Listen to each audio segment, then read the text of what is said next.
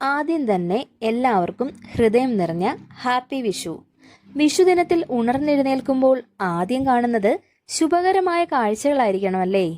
നിലവിളക്കിന്റെ വെളിച്ചത്തിൽ ഭഗവാന്റെ രൂപവും കണിസാധനങ്ങളും അതൊക്കെ കാണുന്നതാണ് വരാനിരിക്കുന്ന ഒരു വർഷം മുഴുവൻ ഗുണകരമാകുമെന്ന് കരുതപ്പെടുന്നത്. അങ്ങനെ ഇന്ന് വിഷുദിനത്തിൽ പുലർച്ചെ തന്നെ എഴുന്നേറ്റ് വിളക്ക് കത്തിക്കാനുള്ള തയ്യാറെടുപ്പിലാണ്. നമ്മൾ തന്നെ വിഷുക്കണിയൊക്കെ ഒരുക്കി രാവിലെ വിളക്കൊക്കെ കത്തിച്ച് വീട്ടിലെ എല്ലാ ആൾക്കാരെയും കണി കാണിക്കാൻ കൊണ്ടുവരുന്നത് അത് പ്രത്യേക ഒരു മനസ്സ് നിറഞ്ഞ സന്തോഷവും ഒരു പോസിറ്റീവ് എനർജിയൊക്കെയാണ് കേട്ടോ. നിങ്ങൾക്കൊക്കെ അങ്ങനെ തോന്നാറുണ്ടോ? മലയാളികൾക്ക് ഐശ്വര്യത്തിൻ്റെയും സമൃദ്ധിയുടെയും പ്രതീകമാണ് വിഷു. ദേ ഒരാൾ എഴുന്നേറ്റ് വരുന്നുണ്ട് കേട്ടോ. വിഷുദിനത്തിൽ കുട്ടികളെ കണി കാണിക്കുന്നത് വല്ലാത്തൊരു പ്രത്യേകതയും ഭംഗിയും ഒക്കെ ഉള്ള കാര്യമാണ്. അത് കാണുമ്പോൾ തന്നെ നമ്മുടെ മനസ്സ് നിറയാറുണ്ട്. ദേ അടുത്ത രണ്ടുപേരും എത്തിയിട്ടുണ്ട് കേട്ടോ. മോള് നല്ല ഉറക്കമായിരുന്നു. ഞാൻ പുലർച്ചെ എഴുന്നേറ്റപ്പോഴേ ഇവരെ തന്നെയാണ് കണി കണ്ടത്. എത്ര കണി ഒരുക്കി വെച്ചാലും എൻ്റെ ലോകം ഇവരായതുകൊണ്ട് ഇവരെ കാണുമ്പോഴാണ് എനിക്ക് ഏറ്റവും സന്തോഷമായിട്ട് തോന്നുന്നത്. മോളെ ഒന്ന് വിളിച്ച് എഴുന്നേൽപ്പിച്ച് കാണിക്കാൻ നല്ല സമയമെടുത്തു.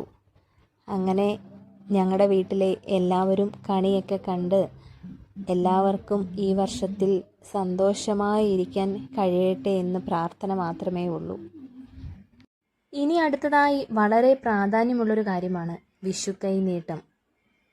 അത് കൊടുക്കുമ്പോഴും വാങ്ങുമ്പോഴും ഒക്കെ കിട്ടുന്ന ഒരു സംതൃപ്തി ഉണ്ടല്ലോ, അത് വല്ലാത്തൊരു അനുഭവം തന്നെയാണ്.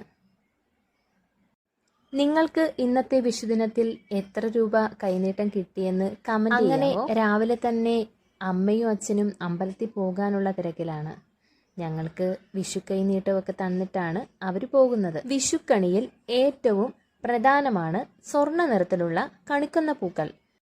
വിഷുവിനെ വരവേൽക്കാൻ പൂക്കുന്ന കൊന്നപ്പൂക്കൾ ഐശ്വര്യത്തിൻ്റെയും സമൃദ്ധിയുടെയും പ്രതീകം തന്നെയാണ്. ഇന്നത്തെ വിഷുദിനത്തിൽ എല്ലാവരുടെയും വീട്ടിൽ കണിയൊക്കെ ഒരുക്കിയോ? ഈ വിഷുനാളിലും ഇനി വരുന്ന കാലങ്ങളിലും എല്ലാവരും സന്തോഷമായും സമാധാനമായും ഇരിക്കട്ടെ. അങ്ങനെ ഇന്നത്തെ ഞങ്ങളുടെ വിഷു വിശേഷങ്ങളൊക്കെ ഇവിടെ കഴിയാണ്. അങ്ങനെ എല്ലാവർക്കും ഒന്നുകൂടി പറയട്ടെ, ഹാപ്പി വിഷു. ഈ വിഷു പെട്ടെന്നങ്ങ് തീർന്നു പോയതുപോലെ തോന്നി. ഇനി ഒരു വർഷത്തെ കാത്തിരിപ്പ്.